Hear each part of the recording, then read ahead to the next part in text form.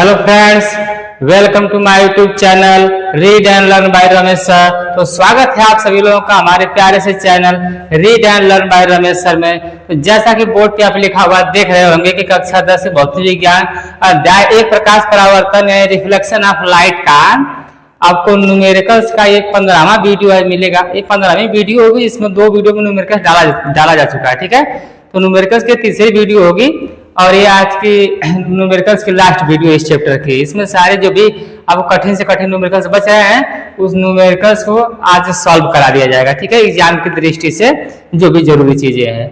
हाँ, और जो भी लोग इस चैनल पे नए जुड़े हुए हैं, जो नए लोग देख रहे हैं, वो इस चैनल को कृपया सब्सक्राइब कर दीजिए और वीडियो को अधिक से अधिक शेयर कीजिएगा और वीडियो को लाइक आप अंत में करिएगा जब आपको लगे कि हाँ वीडियो कुछ काम लायक थी, क्वेश्चन जरूरी और इम्पोर्टेंट और बहुत बेहतरीन तरीके से समझाया गया हो, तब आपको लगेगा कि हाँ वीडियो को लाइक करना चाहिए, तो वीडियो को लाइक जरूर कर देना। ठीक है, आइए शुरू करते हैं आज का पहला टॉपिक।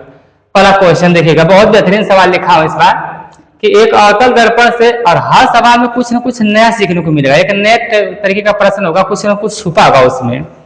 तो एक अवतल दर्पण से 30 सेंटीमीटर की दूरी पर रखी वस्तु। सबसे पहले मेरे सवाल लगाने का तरीका क्या है मैं बताता हूं हमेशा कि एग्जामिनर कब आपके सवाल में से नंबर नहीं काटेगा। तो सबसे पहले सवाल में क्या क्या गिवन है उसको लिखना पड़ता है आपको कि क्या क्या सवाल में दिया हुआ है। निम्नलिखित दिया है चाहे गिवन क्या है। ठीक है, तो अवतल दर्पण आपके पास पता है और 30 सेंटीमीटर की दूरी पर रखी वस्तु, इसका मतलब ये इस नाम से कंफर्म है कि वस्तु की दूरी दिया हुआ है। कहां से? दर्पण से। तो आप वस्तु की दूरी सबसे पहले मान लीजिए क्या है, वस्तु की दूरी। वस्तु की दूरी कौन से अक्षर से? तो यू अक्षर से दिखाते हैं। तो वस्तु की दूरी कितना है? 30 सेंटीमीटर है। और आपको बता चुका हूं कि हमेशा ये दर्पण होता है, दर्पण चाहे दोनों में से कोई भी हो, वस्तु तो हमेशा इसके बाएं ही रखी जाएगी। तो वस्तु की दूरी नापने के लिए बाएं साइड में जाना है और बाएं साइड में नापी गई दूरियां ऋणात्मक होती हैं, इसलिए वस्तु की दूरी कैसे हो जाएगी? ऋणात्मक। दूसरा बात देखते हैं, वस्तु का 3 गुना बड़ा प्रतिबिंब बना है। हमेशा याद रखना, एक ये ट्रिक ही समझ के याद रखिए कि जब भी सवाल में कभी गुना शब्द का प्रयोग आ जाए, किस शब्द का? गुना शब्द का, कि वह 3 गुना बड़ा प्रतिबिंब है। 3 गुना बड़ा, 2 गुना बड़ा, लेकिन सामने प्रतिबिंब लिखा हो, 3 गुना बड़ा प्रतिबिंब हो, तो समझिए कि यह आवर्धन m का मान होता है। ये ट्रिक है पहचानने के लिए। आवर्धन m का मान, अगर आवर्धन हिंदी शब्द नहीं लिख के दिया हुआ है तो आपको पहचानने के लिए बेहतर तरीका बता रहा हूँ, गुना लिखा हुआ। गुना का मतलब आवर्धन समझ लीजिएगा। यानी यहाँ पे क्या दिया हुआ है आपको? आवर्धन दिया हुआ है। आवर्धन m की वैल्यू दी हुई है। आवर्धन m की वैल्यू कितनी है? 3 है। ठीक है ना। और मैंने आपको बता चुका कि आवर्धन एक ऐसी भौतिक राशि है जिसका कोई भी मात्रक नहीं होता है, इसलिए इसके पीछे मीटर सेंटीमीटर जैसी चीजों को लगाना वर्जित है। कह रहा कि 3 गुना बड़ा व आभासी प्रतिबिंब बनता है। 3 गुना बड़ा भी होना चाहिए और कैसा होना चाहिए? आभासी प्रतिबिंब होना चाहिए। ठीक है, तो आभासी प्रतिबिंब होना चाहिए। तो यहाँ साइड में आप लिख दीजिएगा कि प्रतिबिंब जो बनेगा आभासी बनेगा। अब आभासी से क्या मतलब है? तो थोड़ा सा आपको समझना पड़ेगा कि ये अवतल दर्पण है और अवतल दर्पण में कुल टोटल 6 स्थितियां होती हैं। 1, 2, 3, 4, 5 और 6। तो ये 5 स्थितियां जो है 1, 2, 3, 4 और 5, इनका प्रतिबिंब यही बन जाता है इधर इसी साइड। लेकिन 6वीं स्थिति का जो प्रतिबिंब है वो चला जाता है आपका इस साइड दर्पण के पीछे और आभासी प्रतिबिंब बनाता है। तो प्रतिबिंब जब यहाँ पे आभासी प्रतिबिंब है तो दर्पण से प्रतिबिंब को नापने के लिए हमें किस साइड जाना पड़ रहा है? राइट साइड जाना पड़ रहा है। और राइट साइड मतलब दाहिने साइड। दाहिने साइड नापी गई दूरी कैसी होती है? धनात्मक होती है प्रतिबिंब की दूरी। और आवर्धन का फार्मूला आपको बताऊं कि m बराबर हो जाता है आपका I/O सूत्र होता है। ठीक है, एक ये होता है और आवर्धन का एक सूत्र होता है -V/U। तो आवर्धन का जो ओरिजिनल फार्मूला है यह वाला है। यह तो निगमन से आता है कि निगमन में कहीं कहीं इसका रिलेशन आवर्धन m का इससे भी हो जाता है। ओरिजिनल आवर्धन का फार्मूला है m बराबर I/O और हम निगमन कराएंगे तो वो बताएंगे कि ये कहां से आया और माइनस साइन कैसे लग जाता है। ठीक है ना, अगली वीडियो आपकी निगमन की होगी। तो आवर्धन का ओरिजिनल फार्मूला यह है। अब बताइए कि अगर आभासी प्रतिबिंब बना है तो आपको प्रतिबिंब जो है किस डायरेक्शन में, प्रतिबिंब की लंबाई किस डायरेक्शन में? ऊपर की डायरेक्शन में। और ऊपर की डायरेक्शन में नापी गई लंबाई कैसी होती है? धनात्मक। और वस्तु किस डायरेक्शन में रखी गई है? वस्तु भी ऊपर की डायरेक्शन में रखी गई। तो वस्तु भी ऊपर की नापी जाएगी तो वस्तु भी धनात्मक, तो अगर ऊपर वाली की संख्या धन में हो, नीचे वाली संख्या धन में हो, तो काटेंगे तो जो उत्तर आएगा वो भी किस में होगा, धन में होगा। इसलिए आवर्धन भी कैसा होगा, धनात्मक होगा। अगर यही प्रतिबिंब वास्तविक होता बाबू, तो समझ लीजिए कि प्रतिबिंब की लंबाई नीचे की डायरेक्शन में चली जाती, तो प्रतिबिंब की लंबाई जब नीचे जाती है तो यहाँ पे आप माइनस लगाते हैं, और ऊपर अगर माइनस हो और नीचे प्लस हो, तो जब इसको कट करते हैं तो जो उत्तर आता है एम का, वो निगेटिव आ जाता है। तो यहाँ पे आवर्धन एम का मान निगेटिव रखना पड़ता है। यही यहाँ पे ट्रिक थी जो इसमें छुपी हुई बात थी कि यह प्लस रखाएगा कि माइनस रखाएगा। अगर आभासी प्रतिबिंब है तो प्लस, कारण हमने यहाँ समझा दिया क्यों प्लस।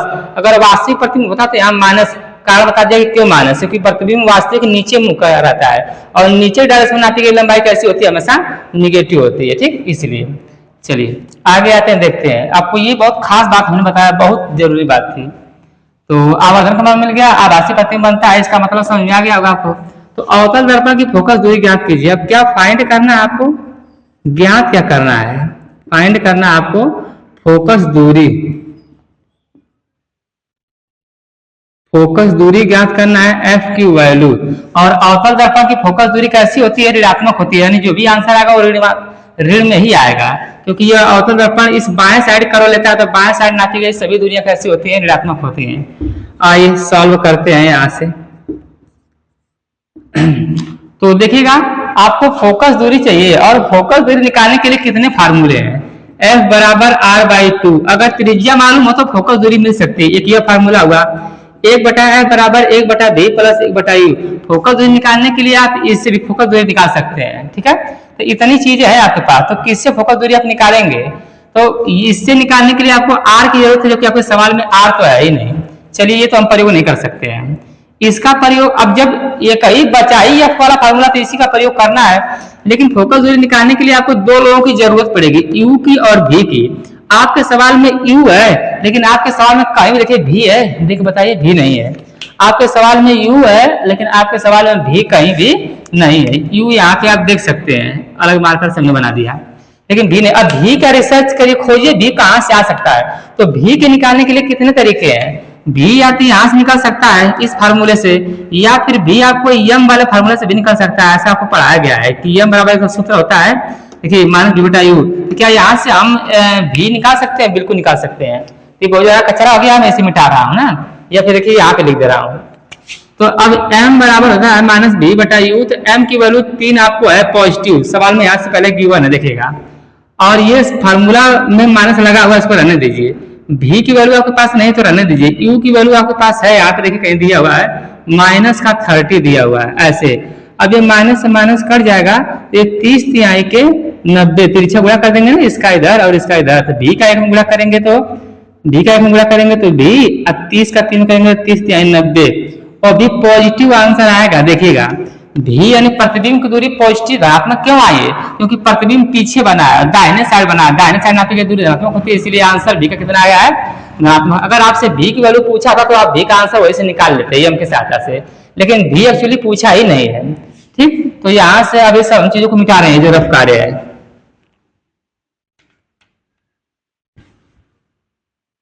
तो फिलहाल यहाँ से सॉल्व करने से पहले आपको V की जरूरत थी, तो पहले आप V यहाँ से निकाल लीजिएगा। M की वैल्यू 3 थी, माइनस फार्मूले में है, इसको रहने दीजिए। और इसकी वैल्यू -30 से माइनस कट गया, तिरछा गुणा कर देंगे तो V की वैल्यू कितना आ जाएगी, 90 सेंटीमीटर आ जाएगी। ठीक है, पॉजिटिव डायरेक्शन में आ गया। लेकिन आपको चाहिए फोकस दूरी, और फोकस दूरी के लिए हम फार्मूला लगा देते हैं, 1/F बराबर 1/b plus 1/u। 1/F, F की वैल्यू आप जानते हैं कि दिया हुआ नहीं है, तो F को F रहने दीजिए। और V की वैल्यू अभी आप पा गए हैं 90, यहाँ लिख दीजिए 90। U का मान आप जानते हैं कि -30 सवाल में दिया हुआ, खोजना है नहीं। माइनस में इस प्लस का मल्टीप्लाई कर देंगे तो क्या आ जाएगा, माइनस हो जाएगा 1/30। 90 और 30 का लसा लेंगे तो 90 ही आएगा। 90 से 90 में भाग लगाएंगे तो एक बार जाएगा, एक का गुणा करेंगे तो एक ही होगा। 30 से भाग लगाएंगे 90 में तो 3 बार जाएगा, 3 का गुणा करेंगे तो 3 होगा। और जब घटाएंगे तो एक में से 3 घट जाएगा, क्योंकि माइनस और प्लस आपस में क्या करते हैं, घट जाते हैं। तो माइनस का 2 बचेगा, नीचे का बचेगा 90। और जब इसे कट कर देंगे तो हो जाएगा माइनस का 1/90। 90, इधर 1/f आ रहा है, तो यह 1/90 जो है 1/f का मान, लेकिन आपसे पूछा है केवल f का मान, तो f का मान निकालने के लिए क्या करेंगे, इसका क्रॉस मल्टीप्लाई इधर कर दीजिए और इसका इधर कर दीजिए। f का 1 में करेंगे -1 में, तो यह हो जाएगा आपका कि -f यानी -1 गुणे f, और 90 से 1 में करेंगे तो जाएगा कि 90, और यहाँ से अगर f की वैल्यू निकालते हैं तो ये जगह 90 आ जाएगा बटा -1, तो काटेंगे तो आ जाएगा f बराबर क्या, माइनस का 90 सेंटी, सॉरी यहाँ काटने में गलती क्या, 2/90 तो 1/45 में होगा, हाँ 1/45 जाएगा, ठीक है ना, 1/45। तो यहाँ पे अब लिखेंगे क्या, 3 से गुणा करते समय 45, ये हो जाएगा आपका 45, तो बाहर लगाएंगे तो क्या आएगा आंसर 45।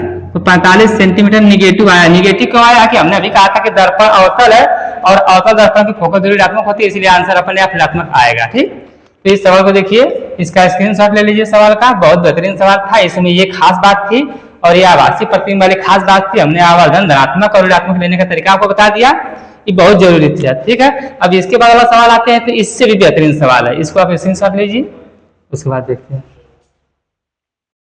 तो आइए देखते हैं क्वेश्चन नंबर 2 है, ठीक है। तो ये पहले वाले क्वेश्चंस भी जबरदस्त क्वेश्चन है, इसमें देखिएगा बहुत कुछ रहस्य छुपा हुआ है। जैसे कि सवाल लगाने का तरीका मैं बता ही चुका हूं। सबसे पहले एग्जामिनर क्या चेक करेगा कि आप कितने सुंदरता के साथ सवाल को लिख रहे हैं और कितने सफाई है आपके लगाने में। तो सबसे पहले जो दिया होता है उसको लिखते हैं कि क्या क्या दिया है आपके सवाल में। अंग्रेजी में लिखना है गिवन लिख देते हैं, नहीं तो ऐसे लिखते हैं कि दिया है। तो उत्तल दर्पण है आपके पास और 26 सेंटीमीटर की दूरी पर वस्तु रखी गई, यानी वस्तु की दूरी आपके पास है। तो सबसे पहले आपके सवाल में मिला आपको वस्तु की दूरी, ठीक है, वस्तु की दूरी। वस्तु की दूरी कौन से अक्षर से लिखते हैं, यू अक्षर से लिखते हैं, और वस्तु की दूरी 26 सेंटीमीटर है।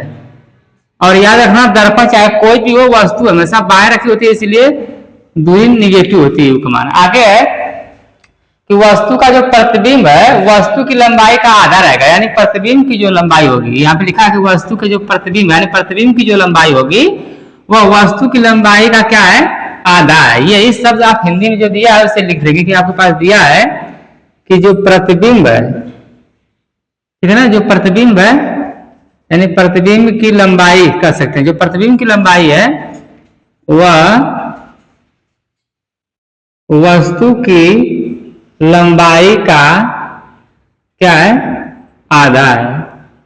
जो प्रतिबिंब की लंबाई है वह वस्तु की लंबाई का क्या है, आधा है। बहुत ध्यान से देखना, ये मैं हिंदी के सारे वर्ड एक लिख दिया हूं, ये बहुत बड़ा क्लू इसमें छुपा हुआ है। यहीं से सवाल इसको लगाने आ गया तो आ गया। प्रतिबिंब की लंबाई को ये सवाल में पहले से आपको गिवन है, ठीक है। तो प्रतिबिंब की लंबाई जो है ये हो गया। अब पूछा क्या है आपसे, देखिएगा आपसे पूछा गया है कि दर्पण की फोकस दूरी ज्ञात कीजिए। पूछा गया है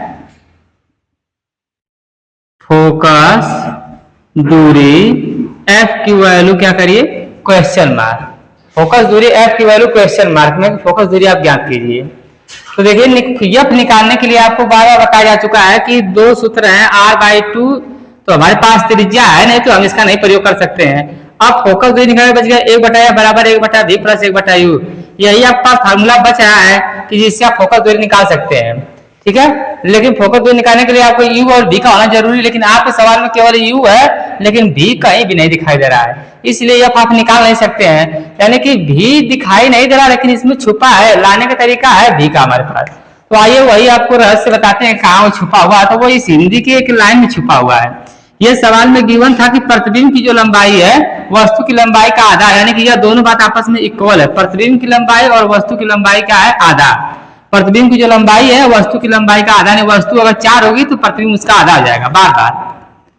तो प्रतिबिंब की लंबाई को आप लिखते हैं क्या, आई से इमेज, और वस्तु की लंबाई को क्या लिखते हैं, इतना तो देखिए वस्तु की लंबाई को लिखेंगे आप ओ, और का मतलब क्या होता है, गुणा, और आधा का मतलब होता है 1/2। इतना बात समझ आई, ठीक है।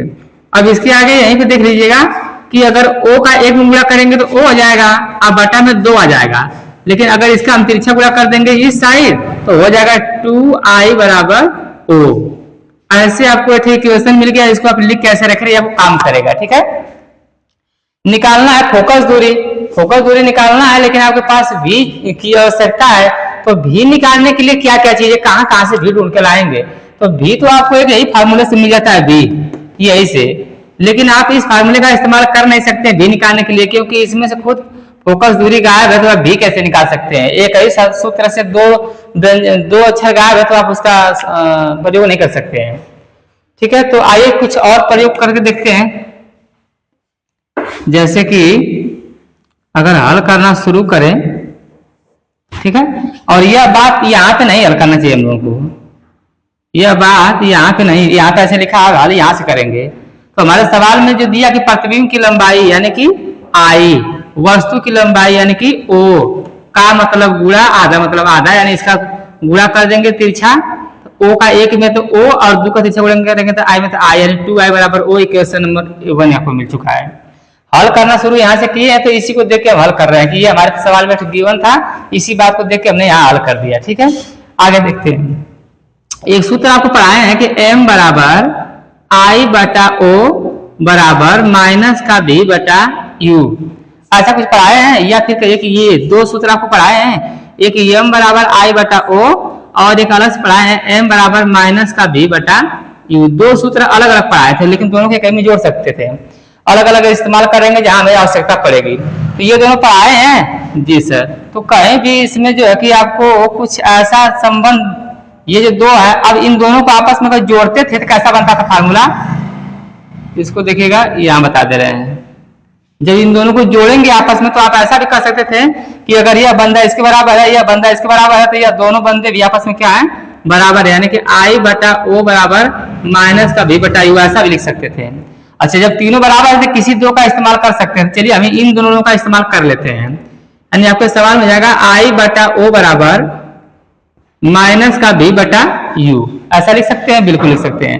आई की वैल्यू है आपके पास, नहीं तो ओ बराबर लिखा है 2i, ये जीरो नहीं है, ओ है, ओ बराबर का लिखा है 2i, यानी जहां पे ओ लिखा है वहां पे आप क्या लिख सकते हैं 2i, जहां पे ओ लिखा है वहां पे 2i लिख दीजिए, और माइनस का b, और u की जो वैल्यू आपके पास है, u की जो वैल्यू सवाल में आपके पास है माइनस का 26, u की जो वैल्यू आपके पास है माइनस का 26, ये माइनस, ये वाला माइनस कट जाएगा, ये आई से वाला आई कट जाएगा।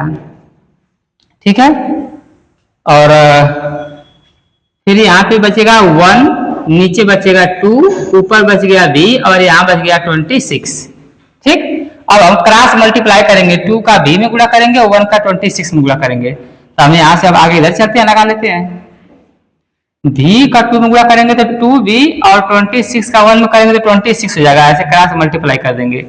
तो इसलिए यहाँ से अगर जब b बराबर निकालेंगे तो ये 2 आपको भाग में चला आएगा, बटा में काट देंगे तो b बराबर कितना मिल जाएगा आपको 13 सेंटीमीटर। देख रहे हैं b बराबर कितना आ गया 13 सेंटीमीटर। ने b क्या होता है प्रतिबिंब की दूरी, लेकिन सवाल में कहीं प्रतिबिंब की दूरी पूछा था नहीं, आपको फोकस दूरी पूछा था, और फोकस दूरी निकालने के लिए v की आवश्यकता थी, इसलिए हम कहीं ना कहीं से किसको ढूंढ के लाए हैं, v को ढूंढ के लाए हैं। और जब v मिल जाएगा तो हमारे लिए v और u पहले सवाल में दिया, तो हम f को बहुत आसानी से निकाल सकते हैं। ठीक है, तो आइए देखते हैं। और आइए धनात्मक है, देखिए v का आंसर धनात्मक आया, मतलब प्रतिबिंब जाहिर सी बात है पीछे बना हुआ दाहिने साइड, और उत्तल दर्पण है, उत्तल दर्पण हमेशा प्रतिबिंब दाहिने साइड बनता है। ठीक है, आभासी प्रतिबिंब। अब यहाँ फोकस दूरी ज्ञात कर लेते हैं। इसके बाद यहाँ से हम पुनः क्या करेंगे कि सूत्र का प्रयोग करेंगे, 1/f बराबर 1/b प्लस 1/u, क्योंकि हमको फोकस दूरी ज्ञात करना है। तो चलिए फोकस दूरी ज्ञात करते हैं। तो 1/f बराबर 1/b, भी की वैल्यू आपको मिल गई 13, प्लस u की वैल्यू पहले से ये आपका -26, यहाँ पे देखिए u की वैल्यू है इतना। ठीक, अब ये ब्रैकेट को ओपन करेंगे तो प्लस का माइनस में मल्टीप्लाई हो जाएगा, गुणा तो यह माइनस जाएगा। तो यहाँ लगा देते हैं कि 1/f बराबर 1/13 माइनस 1/26। अब 13 और 26 का हम लसा ले लेंगे, 13 और 26 का लसा ले लेंगे तो 26 हो जाएगा। 26 में भाग लगाएंगे 13 से 2 बार जाएगा, 2 गुणा करेंगे 1 में तो 2 हो जाएगा। 26 भाग लगाएंगे 26 में तो 1 बार जाएगा, 1 का गुणा करेंगे तो 1 आएगा। 2 में से 1 घट जाएगा तो 1 बचेगा, नीचे बच गया 26, और यहाँ जाएगा 1/f। तो इस हिसाब से फोकस दूरी यानी f को गुणा 1 में कर दीजिए तो f, 26 गुणा में कर दीजिए तो 26, यानी फोकस दूरी कितनी आ गई 26 सेंटीमीटर। और ये भी आंसर धनात्मक आया है, ध्यान दीजिए, प्रतिबिंब की दूरी भी धनात्मक और फोकस दूरी भी धनात्मक, और फोकस दूरी धनात्मक किसका होता है? उत्तल दर्पण। इसलिए पहले से आपको यहाँ पे कंफर्म है कि दर्पण उत्तल भी है। ठीक है, तो उत्तल दर्पण, इसीलिए आंसर आपका धनात्मक आ रहा है बार बार, नहीं तो निगेटिव आता कब? जब अवतल दर्पण होता तब। तो इस सवाल में जो आपको भी की वैल्यू ढूंढना था, यही एक खास काम था इसमें। तो ऐसे सवाल एग्जाम में बहुत आते हैं, और आपके बुक्स में भी न्यूमेरिकल्स होंगे जिसमें यहाँ से ये हिंदी में कुछ शब्द लिखे रहते हैं, इसको आपको ऐसे सवाल में कन्वर्ट करना पड़ता है। ठीक है, तो ये सवाल आप स्क्रीनशॉट ले लीजिए। अब इसके बाद जो नेक्स्ट सवाल बता रहा हूँ वो इससे भी जबरदस्त और बेहतरीन सवाल है। ठीक है, इसको आप क्या करिए, स्क्रीनशॉट लीजिए। देखते हैं क्वेश्चन नंबर 3, एकदम जबरदस्त प्रश्न है। ठीक है, हर बार प्रश्न एकदम नया प्रश्न होगा आपके लिए। ठीक, और आप अपने बुक से ऐसे टाइप के प्रश्न खोज खोज के लगा डालिए। अगर कोई दिक्कत होती है तो आप कमेंट करिए, क्वेश्चन भी कमेंट कर दीजिए आप। देखिएगा, 10 सेंटीमीटर फोकस दूरी वाले एक अवतल दर्पण से कितनी दूरी पर कोई वस्तु रखी जाए कि उसका 5 गुना बड़ा प्रतिबिंब भी बने, और प्रतिबिंब कैसा हो? एक बार वास्तविक हो और एक बार आभासी हो। ठीक है, ऐसी कंडीशंस है। तो आपको दो आंसर होंगे कि इसका वास्तविक अगर हो तो कितना दूरी पर रखा जाएगा। अच्छा, प्रश्न क्या पूछा है? आपको बताना है कि कितनी दूरी पर कोई वस्तु रखी जाए, कितनी दूरी पर कोई वस्तु रखी जाए, कितनी दूरी पर वस्तु, यानी वस्तु की दूरी आपसे पूछा गया है। कितनी दूरी पर वस्तु रखें कि एक बार वास्तविक प्रतिबिंब बनना चाहिए और एक बार आभासी प्रतिबिंब बनना चाहिए, ऐसा कंडीशन है। तो अवतल दर्पण में दो कंडीशन हो जाती है, 5 बार वास्तविक बनता है और 6ठी बार आभासी प्रतिबिंब बनता है। ठीक है, तो देखते हैं सवाल में क्या क्या दिया हुआ है। नियम तो आप जानते हैं कि क्या क्या लिखना है पहले, कि सवाल में क्या क्या दिया हुआ है तभी सवाल लगाना है। 10 सेंटीमीटर फोकस दूरी है, तो आप यहाँ पे लिख लेंगे फोकस दूरी F बराबर 10 सेंटीमीटर। लिखने के बाद ध्यान देना कि अवतल दर्पण हमेशा बाएं साइड कर्व होता है ऐसे, इसलिए इसका सब कुछ बाएं होता है। तो सब कुछ बाएं होता है तो बाएं तरफ नापी गई दूरी ऋणात्मक होती है। ठीक, तो इसलिए फोकस दूरी ऋणात्मक होगी।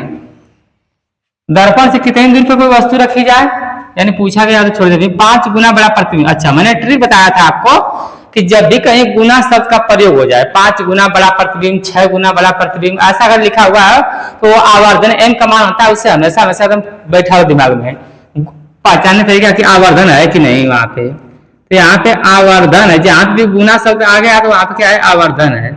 आवर्धन m का मान कितना है? 5 है। लेकिन आवर्धन m के दो कंडीशंस होती हैं। कभी कभी वास्तविक प्रतिबिंब के लिए आवर्धन अलग होता है और आभासी प्रतिबिंब के लिए आवर्धन अलग होता है। तो आवर्धन के लिए दो कंडीशंस रहेंगी। एक बार जब आप आवर्धन देखेंगे तो एक बार निगेटिव लेंगे। जब निगेटिव लेंगे तो कौन से प्रतिबिंब के लिए होगा आवर्धन? वास्तविक प्रतिबिंब के लिए ना। वास्तविक प्रतिबिंब जब भी बनेगा तो आवर्धन सूत्र होता है m बराबर I बटा O।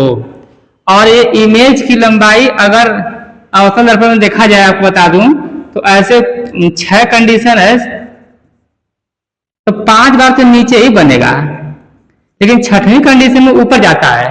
तो प्रतिबिंब की लंबाई जो नीचे वाले ही हमेशा वास्तविक होते हैं, और वास्तविक प्रतिबिंब की लंबाई हमेशा कैसी होती है? निगेटिव, क्योंकि नीचे डायरेक्शन में कुछ भी नापेंगे तो कैसी रहेगी? निगेटिव रहेगी। तो यहाँ पे निगेटिव आ जाएगा। तो वास्तविक प्रतिबिंब जब भी बनेगा तो इसका आंसर जब भी कट करेंगे, और वस्तु का मुंह तो ऊपर आता है हमेशा, इसलिए वस्तु की लंबाई धनात्मक, इसे कट करेंगे तो आवर्धन m का मान बार बार माइनस में ही आएगा। तो वास्तविक प्रतिबिंब तो आवर्धन कैसा आएगा? आपका माइनस आएगा। तो इसलिए ऐसा लिख देंगे। अब आवर्धन को 2 बार लिखना होगा ना हमें, क्योंकि एक बार प्रतिबिंब आभासी भी बनाना था। तो एक बार आवर्धन और लिख देते हैं, आवर्धन m एक बार धन ले लेते हैं, और ये कैसा प्रतिबिंब रहेगा? तब आभासी प्रतिबिंब रहेगा। अब आभासी प्रतिबिंब में आपको पता है कि पीछे बनेगा प्रतिबिंब ऐसे, तो वस्तु का मुंह भी ऊपर, यानी कि सूत्र होता है कि I बटा O। तो ये वाला भी धनात्मक होगा और ये वाला भी धनात्मक होगा, काटेंगे तो आंसर भी धनात्मक आएगा।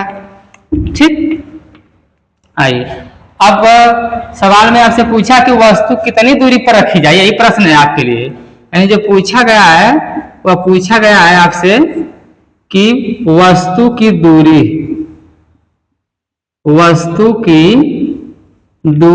u की वैल्यू पूछी गई है, क्वेश्चन मार्क। ठीक, अच्छा आइए सॉल्व करते हैं इसे हल करना शुरू करते हैं।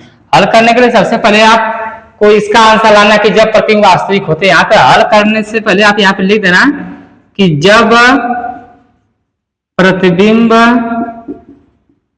वास्तविक हो तब हम हल करने जा रहे हैं।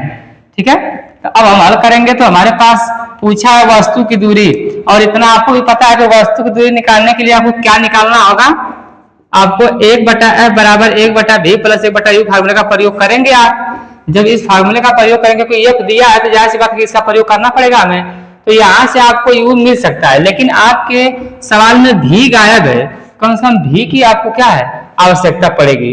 जब भी आपके पास आ जाएगा तभी आप जाके u और v और f तीनों में से जब दो लोग गायब रहेंगे तो एक लोग को आराम से निकाल सकते हैं। तो देखते हैं हमारे पास v नहीं है, सॉरी u नहीं है, तो u निकालने के लिए कम से कम v का होना क्या है जरूरी है। तो v को ढूंढने के लिए हमने पिछले सवाल में तरीका बताया था आपको, ठीक वैसे ही ढूंढ लेते हैं। आइए पहले से ढूंढते हैं। जब प्रतिबिंब वास्तविक होगा तो आवर्धन क्या होगा, देखिएगा आवर्धन m बराबर सूत्र पढ़े m माइनस v बटा u होता है। हाँ सर होता है, ठीक है। अभी प्रतिबिंब वास्तविक चल रहा है और वास्तविक प्रतिबिंब का आवर्धन कैसा लेते हैं निगेटिव, क्या लेंगे निगेटिव में 5 माइनस का 5 और ये माइनस का v बटा u। अभी u की भी वैल्यू नहीं है, तो अब ये माइनस है तो ये माइनस क्या करेगा कर जाएगा, तो 5 से इसमें तिरछा गुणा हो जाएगा। आप देखिएगा v का 1 में और 5 का u में, यानी कि v बराबर 5u। ये एक तरह से इक्वेशन समझ लीजिए, आप मान लीजिए, ठीक है ना। v बराबर 5 u आपको यहाँ तक दिखाई दे रहा होगा। चलिए v की वैल्यू आ गई, v बराबर क्या आ गया 5u आ गया, 5u आ गया। अभी इसका प्रयोग हम कर लेते हैं। अब हम लोग यहाँ आगे से लगाते हैं फोकस दूरी का फार्मूला 1/f बराबर 1/v प्लस 1/u। तो 1/f बराबर f की वैल्यू है ना, f की वैल्यू है माइनस का 10, यहाँ लिख लीजिएगा माइनस का 10। v की वैल्यू आ गई ना 5 का u, तो यहाँ पे लिखिए 5u प्लस u की वैल्यू तो हमें ढूंढना है, तो u को u रहने देंगे। अब इसका एलसीएम लेंगे, लॉसा 5u और u का लॉसा जानते हैं कितना आ जाएगा 5u ही होगा। अब 5u से 5u भाग देंगे तो कट जाएगा, तो एक बचेगा, एक से गुणा एक में करेंगे तो एक आएगा।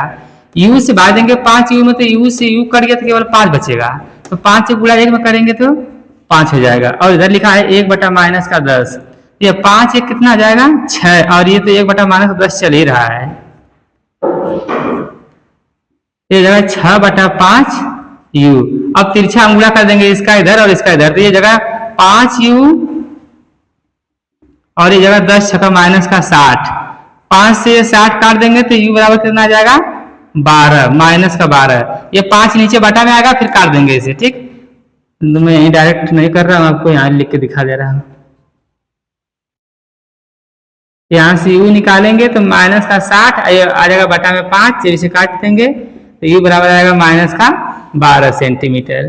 तो u का मान माइनस में आया क्यों, क्योंकि वस्तु हमेशा बाएं तरफ रखी जाती है, इसलिए निगेटिव आएगा ही, ठीक है। तो आपको यानी पहली बार वस्तु कितनी दूरी पर रखना पड़ेगा, देखिए दूरी पूछा कि वस्तु कितनी दूरी पर रखी जाए, तो पहली बार आपको वस्तु 12 सेंटीमीटर की दूरी पर रखना होगा। जो आपके पास दर्पण होगा, इस दर्पण से कितना दूरी पर, दर्पण से 12 सेंटीमीटर की दूरी पर आपकी क्या होनी चाहिए थी, वस्तु होनी चाहिए थी, तभी इसका वास्तविक प्रतिबिंब बनता और वस्तु से 5 गुना बड़ा बनता, ठीक। चलो ये पहली कंडीशन हो गई आपकी। अब दूसरी कंडीशन देख लेते हैं, सेकेंड कंडीशन।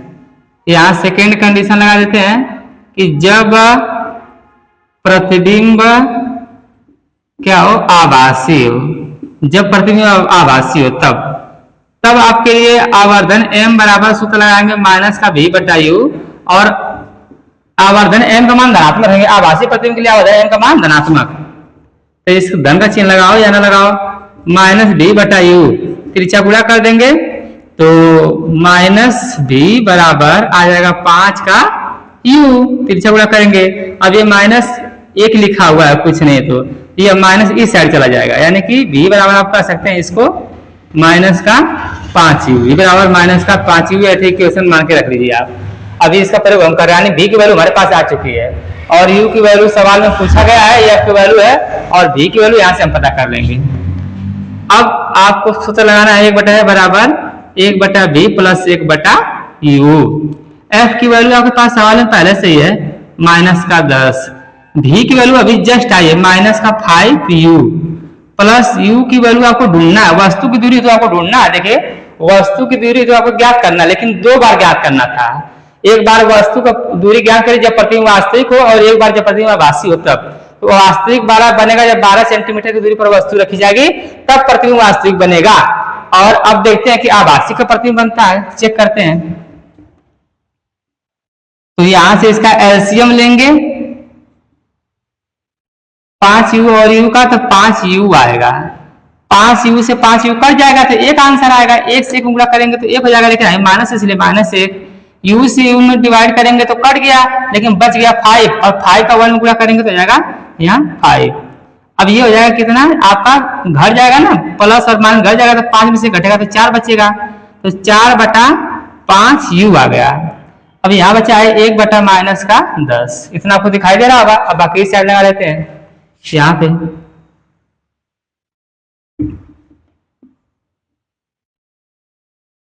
ठीक है, यह 1/10 है। अब तिरछा गुणा कर दीजिए, 5u का u में गुणा करेंगे तो जाएगा आपका 5u, और ये जगह 10 चौक को -40। अभी यहां से u बराबर निकालेंगे तो जगह -40 और बटा का 5, इसे काट देंगे तो u बराबर कितना जाएगा -8 सेंटीमीटर। यानी कि एक बार 8 सेंटीमीटर की दूरी पर वस्तु रखेंगे तो प्रतिबिंब कैसा बनेगा, कैसा बनेगा, आभासी बनेगा। और आप दर्पण में आपको पढ़ाया जा चुका है, दर्पण में आपको पढ़ाया जा चुका है क्या, कि अवतल दर्पण में 6 कंडीशंस होती है ना। अवतल दर्पण में 6 कंडीशंस होती हैं, 1 2 3 4 5 6। तो जो कि जब वस्तु एकदम दर्पण के काफी करीब होती है तो 6वीं कंडीशन होती है। 6वीं कंडीशन का जो प्रतिबिंब होता है वो दर्पण के पीछे बनता है और आभासी बनता है। ठीक है ना, दर्पण के पीछे बनता है और आभासी बनता है। बाकी 5 बार प्रतिबिंब कैसे बनते हैं, यहाँ नीचे बनते हैं और वास्तविक बनते हैं। तो जितना दर्पण से नजदीक जाओगे प्रतिबिंब उतना ही आभासी होने की संभावना थी। तो ये वाला जो दूरी देखिए 12 सेंटीमीटर है, यानी कि यह दर्पण से काफी दूर था, और ये वाली जो दूरी आई है वस्तु की दूरी 8 है, यानी दर्पण के काफी करीब है। तो इसलिए करीब वाला आंसर आपको आभासी वाला आंसर रहेगा, और जो दूर है वस्तु वास्तविक वाला आंसर है। ठीक, ये काफी अच्छा सवाल था, इसको नोट कर लीजिए, इसमें बहुत कुछ रहस्य था। इसके बाद हम नेक्स्ट सवाल बताते हैं, वो भी क्या है, जबरदस्त है। ठीक है, इसका स्क्रीनशॉट लीजिए आप। तो आइए देखते हैं अगला क्वेश्चन। ठीक है, ये उससे भी बढ़िया प्रश्न है, जबरदस्त है एकदम, ध्यान से देख लीजिए। एक बार प्रश्न पढ़ लेते हैं। 6 सेंटीमीटर लंबी एक कील है, कील है एक जो दर्पण के सामने है। दर्पण कौन सा है, उत्तल दर्पण के सामने, वो 20 सेंटीमीटर दूरी पर रखी गई है कील। तो मैं आपको फिगर के सहित दिखा देता हूँ कि ये आपका रहा उत्तल दर्पण। दर्पण तो पहचान ही रहे होंगे उत्तल दर्पण आप। उत्तल दर्पण ये इसका मुख्य अक्ष, और यहाँ पे रहेगा ध्रुव, और ये इसका है फोकस, यहाँ पे लेते हैं इसका सेंटर। ठीक है, दिखाई नहीं दे रहा होगा तो यहाँ ले लेते हैं फोकस, यहाँ ले लेते हैं इसका सेंटर। इतना तो आपको दिखाई दे ही रहा होगा। और यहाँ पे अनंत ले लेते हैं, और इसके सामने दर्पण से कितनी दूरी पर, कम से कम 20 सेंटीमीटर की दूरी पर एक क्या रखी गई है, वस्तु रखी गई है। चलिए मान लेते हैं दर्पण की दूरी कितनी है, 20 सेंटीमीटर है। ठीक, 20 सेंटीमीटर की दूरी पर कील रखी गई। अब यह कील है, ठीक है, यह क्या है, कील है।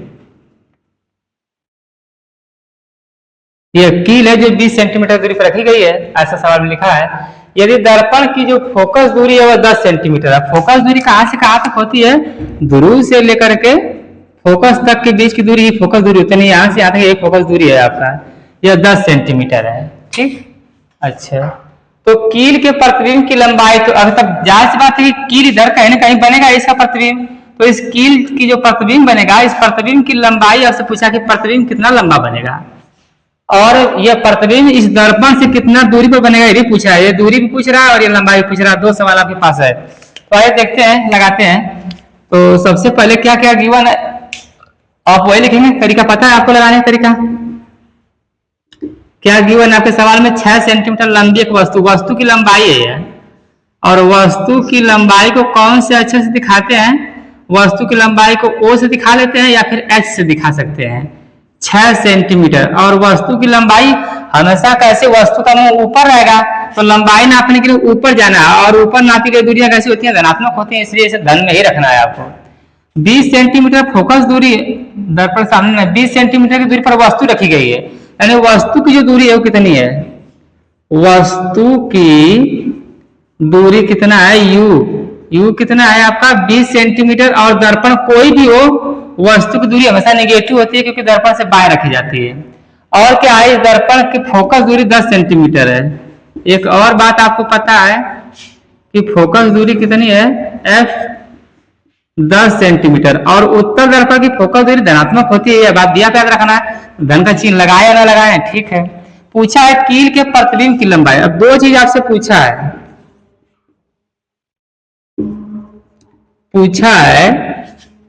पहला सवाल कि कील के प्रतिबिंब की लंबाई यानी इमेज की लंबाई कितनी आएगी, क्वेश्चन मार्क। दूसरा सवाल पूछा है कि कील का प्रतिबिंब कितनी दूरी पर बनेगा, है। दूसरा सवाल है कि जो प्रतिबिंब की दूरी होगी वह कितना होगी, प्रतिबिंब की दूरी यानी भी की वैल्यू कितना आने वाली है, प्रतिबिंब कितना दूरी पर बनेगा वो भी आप ज्ञात कीजिए, ठीक। तो आइए देखते हैं, यहीं से सॉल्व करना शुरू कर देते हैं, हल कर देते हैं। तो पहले लंबाई पूछा आई, और आई आपको पता है कि कौन से सवाल से आपको मिल जाएगा, अच्छा भी पहले आपको मिल सकता है, u भी है f भी है, तो भी पहले निकाल लेते हैं। पहले सेकंड सवाल को लगा लेते हैं, पहले सेकंड वाले सवाल को हल कर लेते हैं। तो सूत्र लगाएंगे कि 1/f बराबर 1/v प्लस 1/u। फोकस दूरी कितना है आपके सामने, फोकस दूरी है 10 सेंटीमीटर, तो यहाँ लिख देंगे 1/10, 1/v प्लस 1/u। u की वैल्यू कितना दिया है, -20। अब ये -20 है, इसको इस पर उठा के लाएंगे तो +20 हो जाएगा। 1/10 लिखा ही है, इसको इस पार लाएंगे तो 1 हो जाएगा 20, और इधर बच गया 1/v। अब 20 और 10 का लस ले लेंगे अगर, तो आ जाएगा आंसर 20। और 10 से भागेंगे 20 में तो 2 बार, 2 का गुणा करेंगे तो 2। अब 20 से भागेंगे 20 में तो 1 बार, 1 से गुणा करेंगे तो 1, और यह 1/v का आंसर है। तो 2 1 3, 3/20 बराबर 1/v।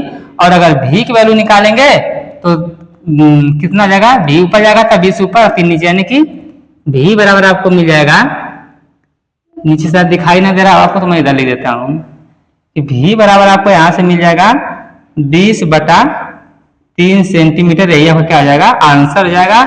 अगर इसे आप डेसिमल में लिखेंगे तो 6.67 भी हो सकता है, 6.67 इसे लिख सकते हैं, ठीक। बाहर देखे दशमलव लिखेंगे तो नहीं, तो यही आंसर सही है। चलिए आइए अगला सवाल देखते हैं।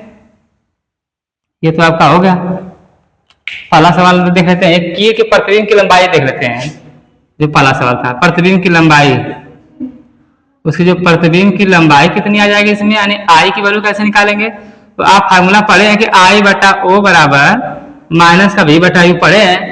अब यही क्यों लगाया हम, क्योंकि वो सवाल में दिया था पहले से, और v और u आपके पास है, इसलिए I का वैल्यू आप बहुत आसानी से निकाल सकते हैं।